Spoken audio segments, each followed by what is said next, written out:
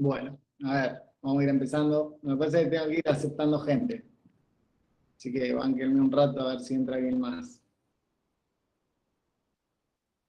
Muy bien.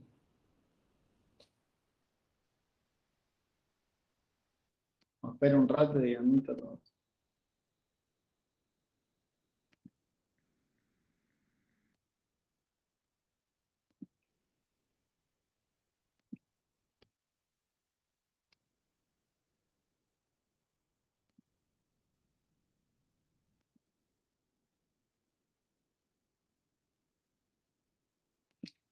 Bueno, ¿todo bien? Bueno, vamos a empezar. La clase de hoy es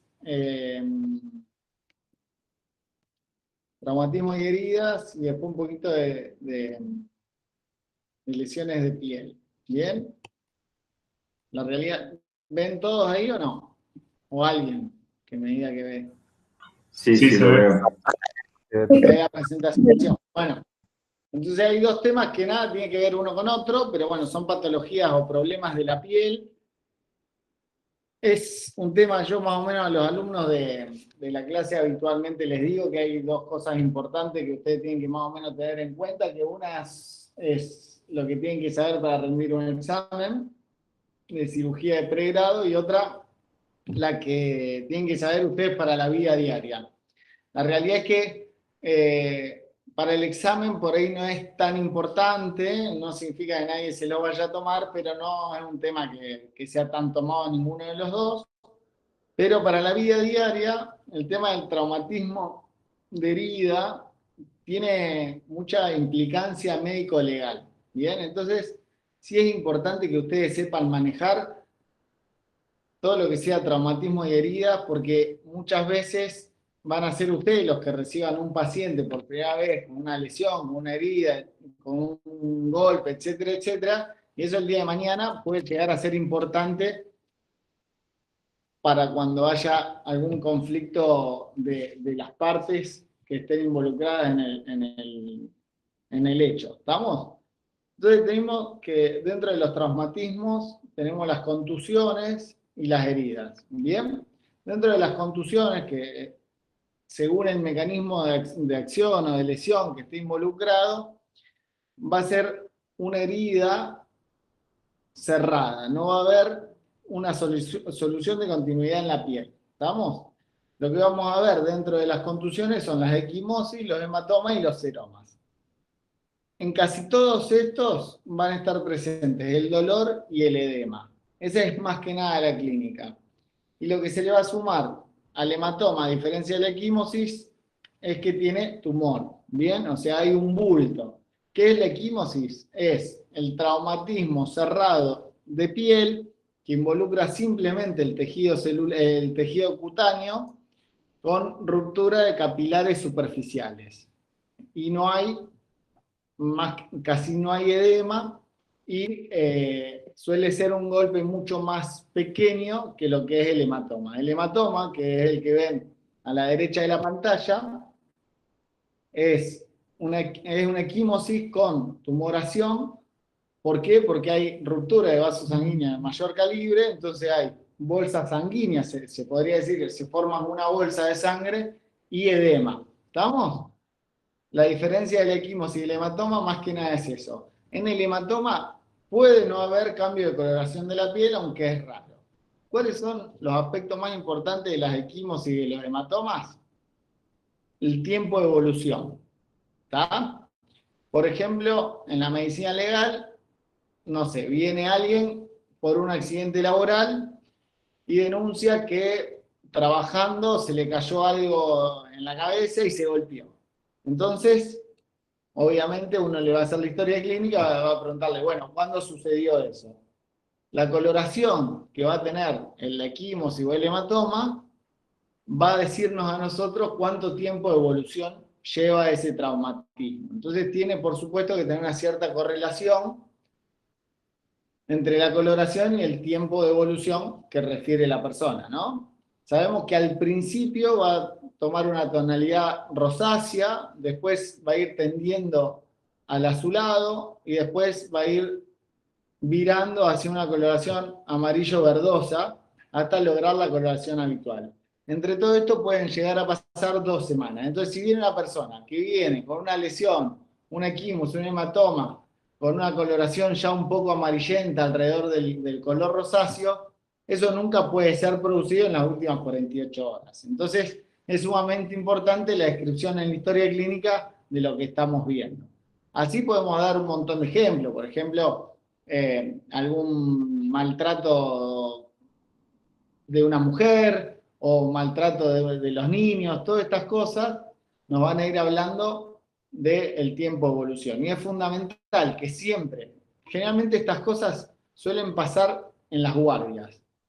Y el que recibe en la guardia van a ser ustedes dentro de muy poquito, el que recibe el paciente. Entonces, generalmente cuando recibimos en la guardia estas cosas no le referimos demasiada importancia y la historia clínica acá juega un papel fundamental, porque después pasan 2 meses cuando el juez agarra la carpeta y ya no hay ninguna lesión, ya no existe más el hematoma, no existe más la equimosis, no hay coloración, no hay ningún rastro, no hay ninguna secuela. Entonces, acá juega un súper rol importante la historia clínica que vayan a escribir ustedes. Por eso siempre cuando tengamos que escribir, ya sea un traumatismo o una herida cortante, siempre es fundamental hacer mucho hincapié en qué es lo que estamos viendo, con todos los detalles posibles, si hay sangrado, si no hay sangrado, si tiene dolor, si no tiene dolor, si hay tumoración, cómo es la tumoración, ¿se entiende hasta acá? Bueno, el seroma es simplemente una acumulación de líquido edematoso sin ruptura de vasos sanguíneos, que es líquido de edema acumulado. El seroma es muy habitual en los postoperatorios por ruptura de vasos linfáticos. ¿Vamos? ¿Cómo se tratan tanto el hematoma, la equimosis o el seroma? El tratamiento es conservador, generalmente se utilizan antiinflamatorios, analgésicos, si hay mucho dolor. Se pueden hacer corticoides si el proceso inflamatorio es muy importante. Y lo más importante es colocar hielo sobre la herida. ¿Bien? Sobre el traumatismo. Pasamos entonces ahora a la herida, que son heridas abiertas o heridas cortantes, heridas con solución de continuidad, que hay diferentes tipos de heridas. Y cuando hablamos de herida hay un montón de tipos de clasificación. Las podemos clasificar según el mecanismo de lesión, según el arma utilizada o con qué sucedió la herida, pero la clasificación más importante es según el tipo de herida. Otra de las cosas, voy a hacer mucho hincapié sobre la descripción de las heridas y sobre lo importante que es a la hora de describir una de estas lesiones. ¿Por qué? Porque, por ejemplo, a veces puede pasar que venga una persona y termina falleciendo en nuestra guardia por algún tipo de herida provocada, y el que lo va a ver van a ser ustedes, y hasta a veces podemos determinar cuál puede ser el arma homicida de una lesión cortante. ¿Bien? Hay 4 tipos de lesiones, que son las punzantes, las incisas o cortantes, las contusas y las desgarrantes. A su vez, cada una de estas lesiones también pueden ser mixta o compleja, por ejemplo, ser inciso cortante o corto punzante, ¿está? Según la herramienta o según el arma utilizada. Le vamos a llamar arma, a veces puede ser un accidente y no es obviamente un arma, ¿no? Pero es por lo menos el objeto involucrado. Entonces, cuando hablamos de los diferentes tipos de heridas, vamos a tener las heridas punzantes, que son muy características en los robos, en las riñas callejeras, en las riñas familiares, y es un arma muy utilizada porque es una de las que más fácil se pueden esconder. Por ejemplo, lo vemos mucho cuando vemos eh, peleas entre presos. Son armas que pueden esconder, que pueden pasar adentro de los penales, y tiene la característica de ser profunda y de una superficie muy pequeña. Generalmente suelen ser muy profundas y suelen ser a veces una de las peores heridas. ¿Por qué? Porque primero, el que lo ve, al que le ocurre, al tener un puntito, una lesión de 1 centímetro como mucho, le parece que no va a pasar nada, y a veces penetró, por ejemplo, a la cavidad abdominal o a la cavidad torácica, y los síntomas terminan siendo un poco tardíos. Lo mismo pasa cuando el médico recibe al paciente.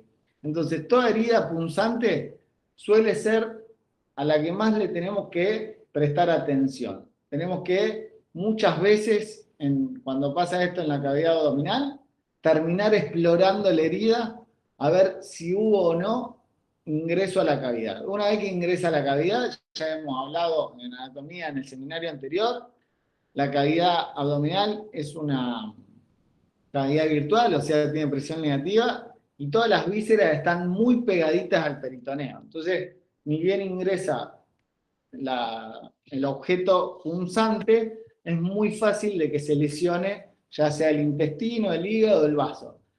Recuerden que tenemos, gracias a Dios, los órganos vitales por debajo de la parrilla costal. Entonces, generalmente, si hay alguna lesión punzante y que pensemos que pueda lesionar el vaso o el hígado, generalmente se va a producir a través de algún espacio intercostal. Obviamente que también es importante en la descripción de la herida ver si se puede visualizar la dirección con la que se produjo esa lesión. ¿Estamos? Por eso también es importante, y no solamente para las heridas punzantes, sino para las heridas cortantes también, charlar mucho con la persona que viene con la herida, de cómo estaba posicionado, si ocurrió cuando estaba acostado, si estaba sentado, si estaba parado, si estaba arriba parado de algo, y cómo era la persona, siempre que haya obviamente involucrado un tercero, o en lo laboral, cómo era el ámbito de trabajo, etcétera, etcétera, para ver cómo fue el mecanismo de lesión. ¿Por qué? Porque esto a veces hasta uno dice, pero no puede ser tan importante. Pero, por ejemplo, si hay un tipo que mide 1,90 m y hay una persona enfrente que mide unos 50, generalmente el mecanismo de lesión va a ser de abajo hacia arriba, ¿bien? Y la dirección tiene que ser acorde a cómo fue la posición de la persona y cómo son cada una de las personas involucradas. Entonces, es muy importante toda esa descripción. A veces, en muchos casos legales, se ha descartado culpabilidades porque no coincidía la descripción de la persona con el mecanismo de lesión. Entonces, lo más importante de la herida punzante es dónde es y saber cuáles son los órganos o los tejidos involucrados en la profundidad para ver la consecuencia que esto puede tener. Si entra una herida punzante en abdomen, en tórax, muchas veces hay que pedir algunos estudios de diagnóstico de sostén para estudiar a ver si hay líquido libre, si no hay líquido libre, si hay hematoma. Es muy difícil evaluar, ya sea con tomografía o con ecografía de partes blandas o lo que sea, es muy difícil evaluar las heridas punzantes si atraviesan o no el peritoneo. Entonces, la clínica a veces termina siendo tardía. El problema más grande en esta herida, vuelvo a lo mismo. Ustedes reciben una herida punzante, el paciente viene con poco dolor y lo que van a hacer es ponerle un analgésico, es decir, váyase a su casa y a las 2 o 3 horas el paciente empezó a acumular mucha sangre intraabdominal y termina llegando muerto a una guardia. O una lesión del ciego, que a lo mejor no, porque la lesión de ciego no es automáticamente que da dolor, o sí, el paciente va a tener mucho dolor, haya atravesado o no el peritoneo. Entonces, uno a veces puede confundirse y decir, no, esto es una pavada, y lo manda a la casa con analgésico, con hielo, entonces eso tapa la evolución del dolor habitual, y a las 12, 24 horas el paciente viene con una peritonitis terrible. Los más típicos son dos elementos, que es el destornillador, es algo que hay en todos lados, hasta a veces en las peleas, en las discusiones de tránsito suele estar muy involucrado un destornillador, porque por ahí hay mucha gente que por algo del auto tiene el destornillador en el baúl. Y otra cosa, los cuchillos de cocina. ¿Bien? Son los dos agentes más involucrados en este tipo de heridas punzantes. Después sí están las heridas por accidentes, ¿no? Accidente de tránsito. Otra herida muy habitual que vemos mucho es la herida de alguien que se cae, de los nenes, se caen de las bicicletas, frenan de golpe y se clavan el freno En la panza eso es bastante también habitual de ver. ¿Estamos? Heridas cortantes. La herida cortante generalmente son dadas por alguna arma, algún objeto que sea muy fino, de mucho filo. Son heridas más bien largas y rectilíneas, tienen bordes limpios, y esto de los bordes limpios es muy importante para compararlas con las heridas contusas, que después vamos a ver acá en esta foto de la herida cortante que tiene esta persona. Es bastante representativa y van a ver que los bordes están separados y limpios. Después yo les voy a mostrar cuando son contusas que los bordes no son regulares y que además en este caso hay ausencia de puentes de fibrina, que lo vamos a ver después. Y lo más importante de esto es también la descripción de cómo es la herida, del largo de la herida, de la dirección de la herida y dónde arranca la herida y dónde termina. Y por eso yo pongo que hay dos extremos, un extremo de inicio y una coleta que se llama, que es el extremo de salida por donde el arma, o en este caso el cuchillo, termina haciendo la lesión. Entonces en este caso podemos inferir que el extremo de inicio es el extremo más ancho, bueno, de borde más no tan agudo, y el extremo de salida, que es el extremo inferior, es el extremo más alargado y agudo. ¿Bien? ¿Se entiende? Que inclusive a veces puede continuarse por debajo de la piel sin llegar a lo largo de la piel sin llegar a comprometer los tejidos un poquito más profundos.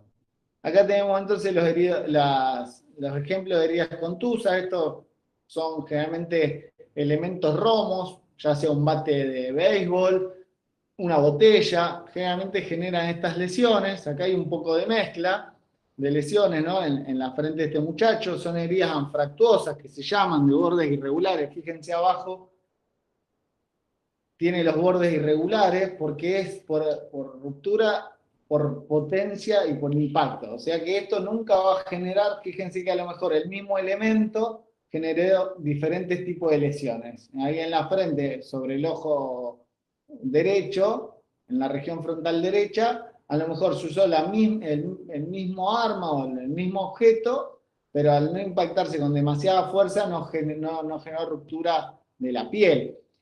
La imagen de abajo vemos los bordes infractuosos. Fíjense que en uno de los bordes de heridas hay puentes de fibrina y generalmente está rodeado de un halo hemático, ¿bien? Por el mismo traumatismo. ¿Estamos? O sea, se genera como una especie de quimosis que puede o no haber pérdida de sustancia, pérdida de piel. Muchas veces también puede haber pérdida de sustancia. En las heridas desgarrantes siempre hay pérdida de sustancia. Estas son heridas que son las típicas de una mordedura de perro, donde hay diferentes tipos de heridas y donde hay pérdida de sustancia, donde hay un desgarro de la piel. ¿Tá? Estas son las heridas que más tenemos que cuidar generalmente de los procesos infecciosos. El objetivo del tratamiento, si hay un sangrado activo, si hay una hemorragia activa, es lo primordial. ¿Vamos? Tratar de evaluar qué vaso arterial o qué vaso venoso está involucrado y hacer el tratamiento o la hemostasia de este sangrado. Otra cosa es la identificación de otras lesiones, que es muy importante y que muchas veces pueden pasar desapercibidas. Y pasa también mucho en las heridas de arma de fuego. Cuando viene alguien con una herida de arma de fuego, puede muchas veces, en el caso de que venga descompensado hemodinámicamente o que no tenga respuesta, hay que evaluar al paciente siempre de forma generalizada. Siempre hay que pedirle a todas las personas que se saquen la ropa, que se queden con la ropa interior y evaluar que no haya otro tipo de lesión involucrada. Si viene una persona, una mujer que a lo mejor viene con miedo porque ya le viene sufriendo un maltrato hace un montón, puede pasar de que al tener miedo viene le dice no, porque me caí, me corté y que uno no le cierre mucho, pasa muchísimo esto. Entonces viene porque está cortada y no te dice la verdad porque tiene mucho miedo. Entonces hay que pedirle que te muestre todo el cuerpo, porque muchas veces, lamentablemente, vienen sufriendo un montón de traumatismo o de agresiones, y a lo mejor la podemos ayudar un montón cuando vemos el resto del cuerpo, si hay o no hematoma, equimosis o otro tipo de heridas abiertas. En el caso de las armas de fuego, las armas de herida de arma blanca, a veces podemos ver también un corte muy grande y dejar o pasar por desapercibido, que pase por desapercibido otro corte donde haya más de un arma involucrada y que a veces nos habla de que puede haber más de una persona eh, involucrada en el hecho. Entonces, siempre es muy importante la semiología general del paciente. Otra de los objetivos del tratamiento es la prevención de infecciones. Lo que les decía, si hay heridas desgarrantes, si pensamos que puede ser una herida cortante por algo con óxido, etcétera, etcétera, cuando hablamos de inmunizar, preguntarle bien a la persona si tiene la antitetánica, si hay que hacer algún refuerzo, si hay o no que dar antibióticos. Generalmente lo que vamos a cubrir en las infecciones, en las heridas, son las infecciones por gérmenes de la piel, de la flora habitual de la piel. Entonces, importante el tema de los antibióticos, saber cuáles son los que uno cree necesarios para cubrir la flora habitual. Generalmente una cefalexina, una clindamicina irían bastante bien. Sabemos también que si hay un animal involucrado o, por ejemplo, en un traumatismo donde hay una excoriación y la persona, el tipo iba o la chica iba en moto, cae de la moto y se raspa con el piso, bueno, saber que por ahí la prevención antibiótica, la profilaxia antibiótica tiene que ser un poquito más importante. Calmar el dolor es otra de las cosas importantes. Analgésicos, hielo, a veces si hay mucho dolor, a lo mejor poner una vía endovenosa y hacer algún analgésico endovenoso, y de forma secundaria la reconstrucción funcional o estética, dependiendo cada caso. Si, cuando hablamos de funcional es no solo cerrar la piel o los tejidos celulares, sino que también puede haber algún músculo involucrado en esa herida. Entonces va a haber que resolver el tema funcional, tratar de resolver el tema del músculo. Y la estética, por supuesto, tratando de cuidar siempre cuando generalmente las heridas son en el rostro. ¿Quién hace la síntesis de una herida? La tiene que hacer cualquier médico. Esto, no sé, a mí, por ejemplo, me tocaba hacer guardia en un hospital de San Pedro, y los médicos de la guardia resolvían todas las heridas cortantes. ¿Bien? Las heridas que eran por ahí de mayor complejidad nos llamaban a nosotros, a los cirujanos. Por ejemplo, un chiquito, un pediátrico, generalmente lo suele hacer el cirujano. ¿Bien? Bueno, saber que hay tres fases de cicatrización. Siempre puede ser una cicatrización primaria o la cicatrización por segunda intención. Recuerden que la primera fase es la fase inflamatoria, que es donde se empiezan a juntar las plaquetas y mejora la coagulación. Estas son las primeras 2 horas. Después llegan los leucocitos, que actúan desde las 6 horas hasta los 2 días. Está la fase proliferativa. Esto medio fino, pero bueno, saber que existen, ¿no? La fibroplastía, la angiogénesis, la repetilización y la contracción. Y después la última fase, que es la remodelación tisular, que es cuando ya culmina el proceso cicatrizal. La cicatrización por segunda intención es cuando la herida, por ejemplo, una mordedura de perro, que sabemos que en la boca del animal abundan los anaerobios, sabemos que esa herida se suele no cerrar directamente porque la posibilidad de infección es muy alta, entonces dejamos la herida abierta y que vaya cerrando lentamente. Otra de las cosas que se deben cerrar por segunda intención es cuando, eh, por ejemplo, hay una solución de continuidad con falta de tejido, con pérdida de tejido. Eso es imposible a veces aproximar la piel, entonces se hace lo posible para que el defecto sea lo menor posible y cierre más rápido. Esta cicatrización por segunda intención son cicatrizaciones que a veces pueden llegar a tardar hasta 30, 40, 50, 60 días. Ojo que acá estamos hablando siempre de heridas de piel no provocadas por la medicina, o sea, no una herida infectada de piel postoperatoria. Después tenemos diferentes heridas, como las crónicas y las úlceras, que bueno, esto es mucho más fino, es mucho más detallado para la materia, para el pregrado, que realmente lo maneja mucho la gente de cirugía vascular, son úlceras que tienen una implicancia, por ejemplo, en esta foto inicial, parecería que ha habido algún proceso infeccioso profundo, con alteración vascular arterial. Bien, fíjense que en el medio de la imagen hay tejido medio negro, medio negruzco, medio gangrenado, con falta de irrigación. Bien, todo el tejido alrededor es un tejido que está cicatrizando, que hay fibrina y hay buena irrigación. La imagen de al lado, en el talón de esta persona, es la típica úlcera venosa, ya sea por varices, a veces por microangiopatía diabética. Y por debajo tenemos las cicatrizaciones patológicas, como una cicatriz hipertrófica, una cicatriz queloide, que es bastante habitual de verlo, que hay que saber que no hay mucho para hacer, que hay diferentes tipos de tratamiento, pero que cada una tendrá su evolución. ¿Pasamos? Listo, Ería. ¿Alguna pregunta hasta acá? Uno que me conteste para saber que estoy conectado. No, no. Ah, listo. No. Buenísimo. Listo. Bueno, cualquier cosa me paran y me preguntan, no hay problema. Afecciones quirúrgicas de la piel, vamos a hablar de tumores, quistes sebáceos y dermoides, verrugas y proceso infeccioso. No se asusten tampoco. A ver, de todo esto se los voy a nombrar, los vamos a pasar medio rápido, es todo más o menos, para la persona que no sabe, todo más o menos igual.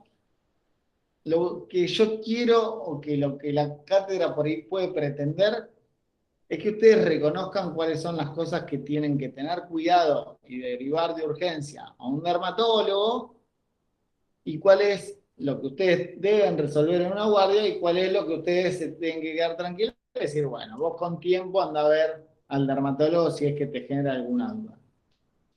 Bien, no mucho más que eso. Dentro de los tumores benignos tenemos dos tipos de tumores, benignos y malignos. Tenemos la queratosis seborreica, el pilomatrixoma, el fibrohistiocytoma, el lipoma, neurinoma, etcétera, etcétera, que muchos de estos, más de uno, deben tenerlo en su propio cuerpo.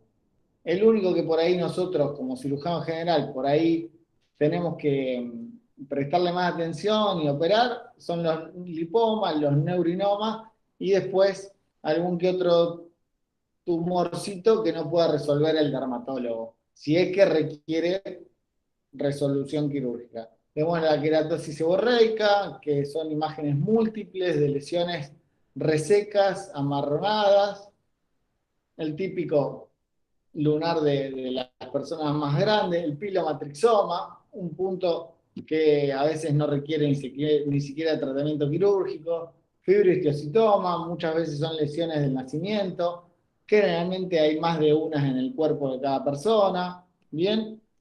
Generalmente no se tocan ni se hace nada, salvo que sea alguna cuestión estética, pueden llegar a ser sangrantes si se lesionan. Los lipomas son, como ven en la foto de abajo, son tumorcitos benignos de piel, del celular subcutáneo. También aumentan mucho el tamaño local, no tienen mucha posibilidad de malignización o complicaciones. Según el tiempo de evolución, pueden ir calcificándose, y lo que puede generar, o la molestia más grande que puede generar, es el dolor por compresión nerviosa. Muchas veces hay filetes nerviosos o alguno de esos temas que por la masa ocupante de espacio termina generando una compresión y es molesto. Obviamente que también es una patología totalmente benigna, pero que es bastante deformante, entonces no queda muy lindo y por una cuestión estética también hay que sacarlo. Cuanto más chiquito es, mejor es el momento para tratarlo. Esto es muy común que los médicos, viene un paciente y dice, no, a mí me mandó, pero me dijo que no me tenía que operar porque era chiquito. En realidad, esas cosas no pueden pasar. Ustedes tienen que saber que un lipoma requiere una resección quirúrgica, hay que sacarlo. ¿Por qué? Porque hoy es chiquito, pero dentro de 2 años puede tener un crecimiento exponencial y en 20 días crecer y adoptar un tamaño de 10 centímetros. No es lo mismo sacar un lipoma de 1 centímetro, que la herida que vamos a hacer va a ser muy pequeña. Eso va a generar mucho menos dolor y va a ser de mucho más rápida recuperación, y aparte va a dejar mucho menos marca que una herida más grande, que si tenemos que sacar una pelota de 10 centímetros. ¿Está? Que probablemente hasta requiera una anestesia no solamente local, sino una sedación. Así que todos los lipomas, cuando se diagnostican, se sugieren resecar. ¿Bien? Muchas veces los lipomas, hay gente que tiene mucha predisposición y tiene más de uno. ¿Bien? Bueno, el schwannoma neurinoma tiene una base neurogénica, no es, bueno, saber que existen, igual que el neurofibroma, son patologías dermatológicas que no la van a tratar solamente si son especialistas de la piel. Los angiomas, a ver, lo importante es que ustedes sepan que existen estas patologías, porque si viene un paciente con un angioma plano, ustedes no se asusten. Igualmente el paciente va a ser el primero que te va a decir, no, esto lo tengo desde que nací, pero saber que no son cosas demasiado graves. Y lograr a veces diferenciarlo con un melanoma, que es la patología en sí que más vamos a ver dentro de las patologías de la piel. Lo más importante es saber que estas son patologías de larga data o de muy lenta evolución y crecimiento, muchas veces la mayoría de ellas desde el nacimiento. Entonces, cuando uno habla con una persona, ya con eso hacemos muchas veces un diagnóstico diferencial de un melanoma. Bien, saber también las características de cada uno de los pacientes, etcétera, etcétera, de los hábitos que tienen, si toman sol, si no toman sol, etcétera. Bueno, tumores glómicos, queratoacantoma, bastante típico en los párpados, esto es muy, muy finito. Y pasamos a los tumores malignos de la piel.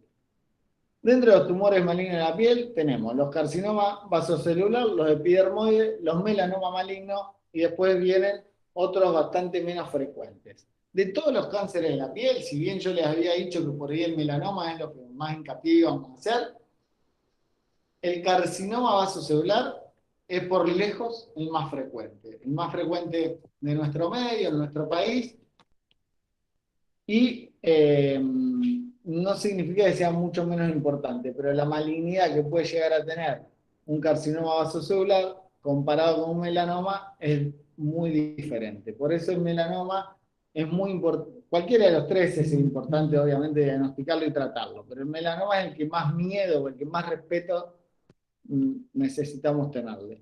El carcinoma vasocelular es el más frecuente de la raza blanca, por eso le decía que en nuestro medio es muy frecuente. Casi todos los tumores de piel son más frecuentes en la raza blanca. La piel negra está muy preparada justamente por la evolución para la exposición al sol. Entonces, como es la piel blanca la más débil a la respuesta solar, obviamente que van a aparecer en áreas que estén expuestas al sol o a radiaciones. ¿Cuáles son? El rostro, las manos, muchas veces las piernas, la persona que toma mucho sol, en el torso, en la espalda. ¿Estamos?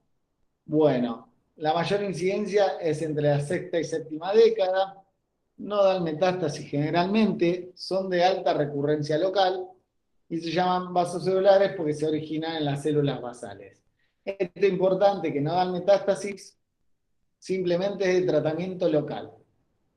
Entonces, ¿qué se hace con un carcinoma vasocelular? Es de crecimiento lento, se diagnostica, se reseca, se trata de hacer la mayor, se trata de dejar un margen de seguridad que se llama para resecar tranquilo y ir según el tamaño en la profundidad necesaria. ¿Qué se hace después de esto? Simplemente control local de la lesión. Volvemos a lo mismo, no da metástasis, no tiene un crecimiento exponencial ni nada, ni profundo, entonces controlamos la piel donde sacamos la lesión y se termina el problema. Dentro de los vasos celulares tenemos el nodular, el pigmentado, esclerosante. Esto es fino, saber que el vaso celular nodular y el pigmentado suman casi el 70% de los casos. Bien, ahí tenemos un par de ejemplos de lo que es un carcinoma vasocelular. Fíjense que ya son lesiones que llaman un poquito la atención. ¿Cuáles son los puntos más importantes? Y después lo vamos a volver a ver en el melanoma. Fíjense que ninguna de todas estas lesiones tiene bordes regulares. Ninguna de estas lesiones tiene un solo color. Todas tienen más de un color. Bien, esos son siempre signos de malignidad. Bien, y después el tiempo de evolución. Una persona que viene con un vaso celular superficial simple, bastante común como el de abajo a la izquierda, que alguno lo puede ver y decir, no, pues es una pavada, es importante el interrogatorio, preguntarle cuáles son sus hábitos, cuánto hace que empezó a aparecer, cuánto fue creciendo en este tiempo. Porque si hay una persona que te dice, no, yo lo tengo desde que tengo 10 años, y tiene 70 años, y te dice, nunca cambió la característica, siempre fue el mismo tamaño, casi que es excluyente, se descarta. Pero si tenemos una persona que dice, no, esto apareció hace un año, fue creciendo, en los últimos 3 meses creció, se duplicó de tamaño, bueno, prestarle atención. Obviamente que las lesiones del carcinoma vasocelular nodular, por ejemplo, son las más difíciles, las más fáciles de diagnosticar, porque obviamente son heridas o lesiones que llaman la atención, que asustan a cualquiera, y que la persona se va a preocupar ella misma. Entonces, no son las difíciles de diagnosticar. Cualquier médico que ve el ojo de la paciente del medio, le va a decir, vaya urgente a un dermatólogo porque esto no es normal. Saber que no es normal es lo más importante. Ahora, los que más miedo y respeto tenemos que tener son los, por ejemplo, superficiales. Fíjense a la derecha, los nodulares de ese tipo, qué parecido que era el queratoacantoma, ¿no? Entonces, ojo los diagnósticos diferenciales. Y otra, que son los esclerosantes, que es la foto que está abajo entre las flechas, muchas veces pueden pasar desapercibidos, pero fíjense que genera una retracción de la piel que es bastante característica, que cuando uno ya lo vio 1 o 2 veces no se lo olvida más. Tenemos el pigmentado, fíjense que a diferencia de lo que habíamos visto antes de las lesiones benignas, son de diferente color y tienen bordes irregulares, ¿está? Bueno, etcétera, etcétera. La cirugía del carcinoma vasocelular y la cirugía micrográfica de Mohs, acuérdense el nombre nada más, se puede hacer una decisión estándar cuando la lesión es muy chiquita, curetaje, criocirugía no se suele hacer porque no nos permite biopsiar la lesión, tratamientos tópicos no es lo más indicado tampoco. Lo ideal es la cirugía de Mohs o la decisión estándar. La decisión estándar es cortar alrededor. La cirugía de Mohs, fíjense, es hacer un colgajo. Bien, cuando hay una pérdida de sustancia, porque la lesión es grande o porque hay zonas donde no podemos llevar piel tan fácilmente, porque si no genera una deformidad, se hace la cirugía. No se preocupen tanto por recordar el nombre propio del tipo de cirugía, sino saber que a veces es necesario hacer un colgajo de piel. El carcinoma espinocelular, un poco menos frecuente, también en raza blanca, más frecuente, bastante más frecuente en el sexo masculino. Los causantes pueden ser, o los predisponentes pueden ser parecidos, el sol como fundamental, tabaco y alcohol. El alcohol no está comprobado tanto, pero se cree que puede también estar involucrado. Lo que sí es importante es la inmunosupresión, que tiene diferente al vaso celular, que sí puede generar metástasis ganglionares y puede aparecer cerca de la lesión primaria. Bien, tenemos los intraepidérmicos, que es la enfermedad de Bowen o de Keirat, lo pueden escuchar bastante a esto, como eritroplasia de Queirado, enfermedad de Bowen, como antecedentes, los invasivos localizados y los penetrantes. La enfermedad de Bowen, ahí tienen, y la eritroplasia de Queirado son bastante características, un poquito, fíjense que muchas veces una lesión muy chiquitita de esta, recién nos enteramos del diagnóstico cuando hacemos la escisión. Fíjense que el vasocelular superficial no tiene a veces tanta diferencia. Entonces, resecamos, sabemos que probablemente tenga que ver con una lesión maligna, entonces resecamos con márgenes importantes de 1 centímetro y nos enteramos después en la anatomía patológica. El cuerpo cutáneo, queratoacantoma maligno, el ulcerado, bueno, son todas lesiones que a simple vista cualquiera le llama la atención, a cualquiera lo va a lograr. No sé si va a hacer un diagnóstico de certeza macroscópico, no sé si es lo importante a esta altura de la carrera, pero sí tener las pautas de alarma para que el paciente vaya y consulte. ¿Cuáles son los que tienen riesgo de metástasis y recaída? Cuando son mayores a 2 centímetros, casi todos los tumores del cuerpo, cuando son mayores de 2 centímetros, empiezan a recobrar importancia en el riesgo de metástasis y recaída. El tipo histológico infiltrativo, si invade planos profundos, si tiene invasión perineural, si es una ulceración extensa. En definitiva, todos los tumores del cuerpo dependen. Cuanto mayor tamaño, mayor ulceración. La ulceración es bastante típico de los tumores. Entonces, son todos signos de malignidad o de invasividad. La invasión perineural, invasión linfática, invasión arterial, todo eso aumentan los riesgos de metástasis y recaída. Y pasamos ya al último tema, y fue bastante rápido, ¿no? En 1 hora. El melanoma, que a diferencia de los otros que son células basales, se origina en los melanocitos, es común en la piel de meninge, ojo, en mucosas, forma el 9% de los tumores dérmicos, entre el 9 y el 15 según la zona demográfica. Hay cada vez un aumento de la incidencia y justamente venía relacionado con eso que le decía que era entre el 9 y el 15, algunos autores dicen que es hasta el 20%, se da principalmente en personas blancas, también puede darse en otro tipo de pieles, salvo piel negra, pero también pueden aparecer, aunque sean más raros. La edad promedio, fíjense que a diferencia de los tumores vasocelulares, espinocelulares, aparecen gente mucho más joven. Y acá dice adultos con una media de 53 años. No significa que empiece a aparecer a los 50 años. Que haya una media de 53 años significa que hay personas de entre 20 y 30 años y personas de entre 70 y 80. Estamos cada vez viendo muchísimo más en gente joven, mujeres de 20 a 30 años. Tiene mucha relación con la exposición solar. Generalmente son pieles muy blancas que ya tienen nevus benignos previos, que tienen una historia de muchos lunares. ¿Bien? Obviamente que el que ha tenido un melanoma previamente, obviamente que ya hasta va a venir solo cuando le aparezca una nueva lesión dudosa. Y lo mismo cuando ya tiene familiares que tienen antecedentes de melanoma. Las lesiones menor a 1,5 centímetros se tratan con biopsia excisional.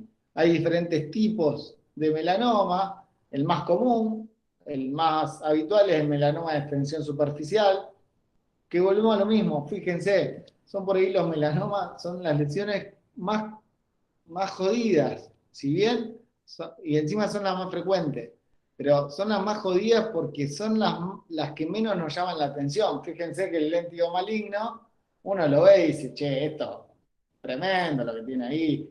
El melanoma maligno nodular lo mismo, el melanoma acral lentiginoso, el maligno múltiple, cuando son muchas manchitas, nos llaman la atención fácilmente.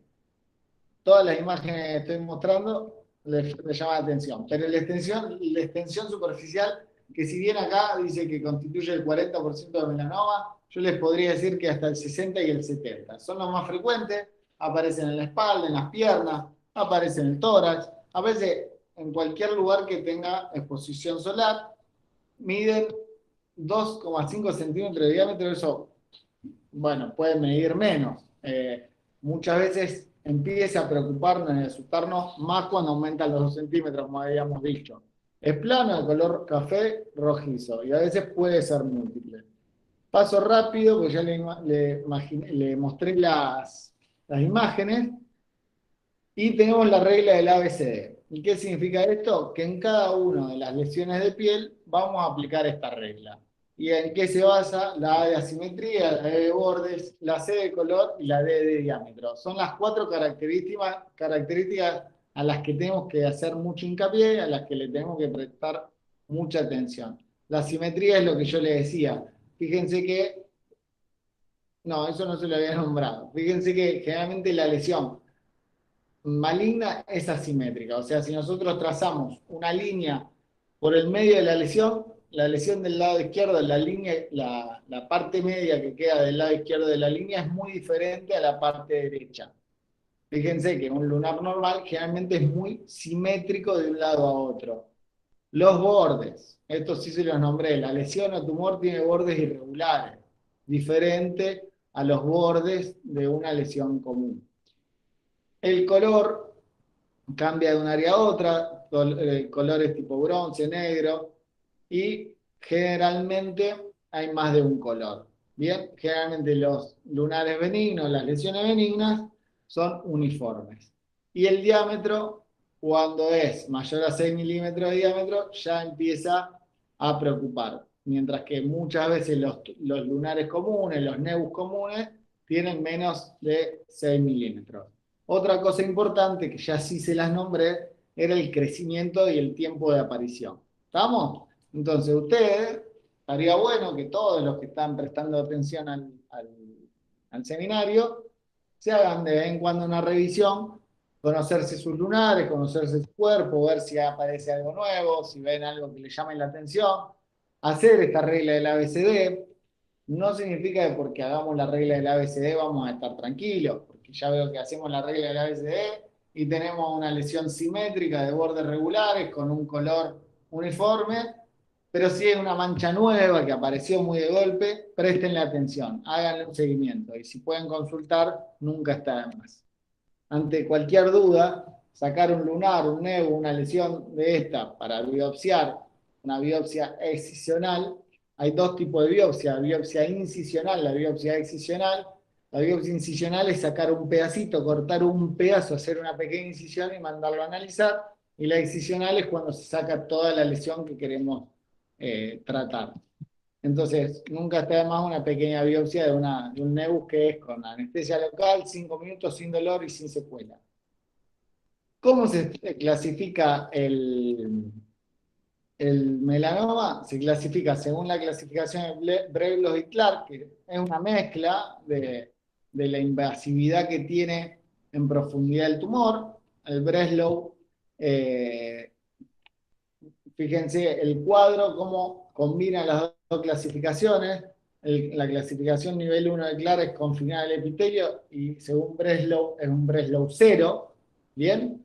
El Breslow 0, el Breslow va a aparecer cuando haya una penetración de la dermis papilar de 0 a 75 milímetros, que es el Clark 2, pero quedémonos con la medida del Breslow según los milímetros. ¿Por qué? Porque según esta clasificación, que hoy también usamos mucho el TNM, bien, ahí, si bien yo le estoy diciendo lo del Breslow, les pongo el Clark porque encontré esta imagen que estaba en cuanto a la profundidad de las lesiones, ¿no?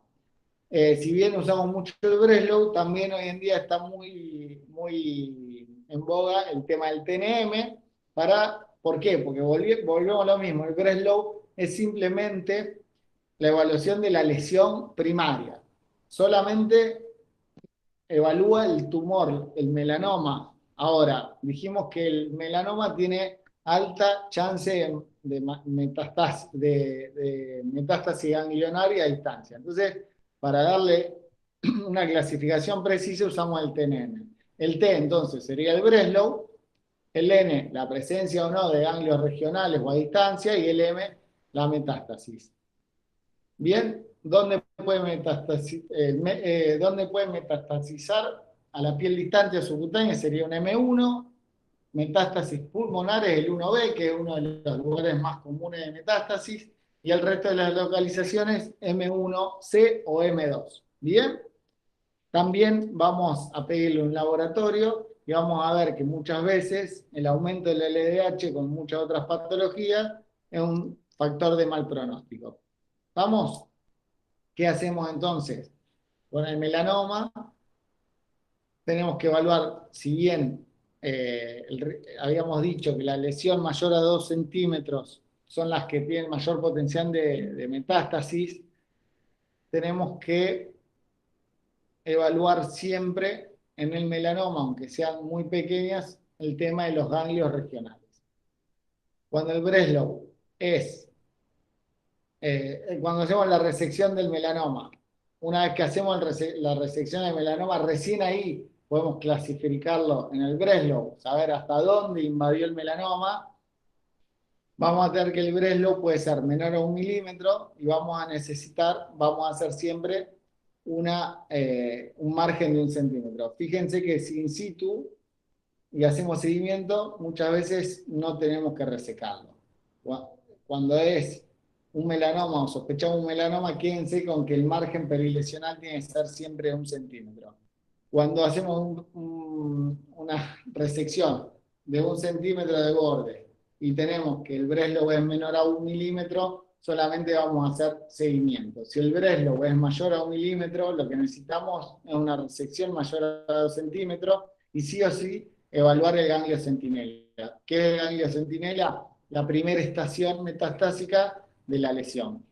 Si es en la zona pectoral, por ejemplo, vamos a ir a buscar el ganglio centinela, por ejemplo, a la región axilar.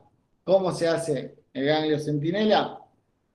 Hay un aparatito, bien, que va a medir una especie de radioactividad. Bien, entonces, en el melanoma vamos a inyectar una sustancia radioactiva o un tinte, como dice ahí, y si tiene ganglio centinela, lo vamos a ir a buscar con esta sonda que, o sea, la sustancia radioactiva va a migrar hacia el ganglio linfático centinela y con esta sonda lo vamos a encontrar y vamos a extirpar el ganglio que hallamos. Lo mandamos a analizar y dependiendo del resultado puede tener ganglios positivos o negativos. Si obviamente es positivo, hacemos una congelación en el mismo acto quirúrgico, o sea, sacamos el ganglio que nos marcó el aparato, nos da que es positivo, que tiene captación radioactiva, lo sacamos y lo mandamos a analizar. Cuando lo analiza el anatomopatólogo en el momento del acto quirúrgico, si evalúa y ve que hay células malignas, obviamente tenemos que hacer una linfadenectomía. En melanomas que pensamos que hay metástasis o que son de alto riesgo, o cuando tenemos la posibilidad de evaluar la patología de una forma diferente, hoy en día el PET scan, que es hacer una tomografía de cuerpo entero con una sustancia radioactiva que va a haber una hipercaptación, es el estudio de excelencia. ¿Estamos? ¿Con alguna pregunta que tengan? Profe, Dígame. un lunar, por ejemplo, que tiene muchos años, que la persona te dice que lo tiene desde siempre y que cumple con algunas de las características, por ejemplo, no sé, bordes irregulares, diferencia de colores, ¿es alarmante? Perdón, se te cortó como a lo último y no... Que si un lunar que una persona refiere que lo tiene desde siempre, digamos, Sí. y que cumple con algunas de las características estas de alarma, de asimetría o de cambios de colores, ¿nosotros nos vamos a preocupar por ese lunar o por la cantidad de tiempo que tiene no es tan preocupante? Bueno, hay una mezcla de lo que veníamos hablando. La realidad es que si cumple alguna de esas características, si es una sola de las características, y ya lo tenemos desde pequeño, desde chiquito, y no fue mutando, no fue cambiando, no aumentó de tamaño, le podemos hacer un seguimiento. Ahora, hay diferentes características. Si tiene una pequeña asimetría o si tiene dos colores diferentes, pero siempre estuvo igual y es desde chiquito, desde antes que nosotros tengamos exposición al sol, se le puede hacer un seguimiento. Ahora yo, ante la mínima duda, yo sugiero, y acá puede haber un montón de opiniones diferentes dentro de la dermatología, entre los mismos cirujanos, etc. Pero yo sugiero la extirpación. Ante una mínima duda, yo no entiendo cuál sería el por qué no sacarlo. Nosotros cuando vamos a hacer una cirugía siempre vamos a estar evaluando el riesgo-beneficio, siempre, o dentro del riesgo evaluando la secuela, evaluando el dolor postoperatorio, evaluando un montón de cosas. El riesgo de sacar un lunar, la posibilidad de complicaciones, la posibilidad de problemas de jerarquía es muy bajo, entonces es algo muy simple de hacer, de muy rápida recuperación, entonces ¿por qué quedarse con la duda y no hacerlo, no? No sé si respondí tu pregunta. Sí, bien, gracias. Bueno, ¿alguno más? ¿Quiere preguntar algo? ¿Muy aburrida la clase, che?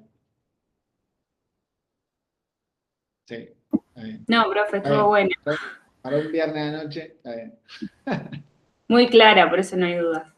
Bueno, muy bien. Gracias. A lo último empezaba a abandonar a morir.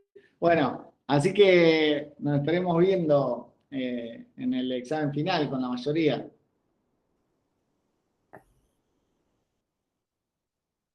Esperemos. Cuídense. Que anden bien, che. Gracias, Dale, Doc. profe, nos Hasta la vemos. próxima. Muchas gracias, profe. Nos vemos. Gracias. Chao, hasta luego, buen fin de. Chao, gracias.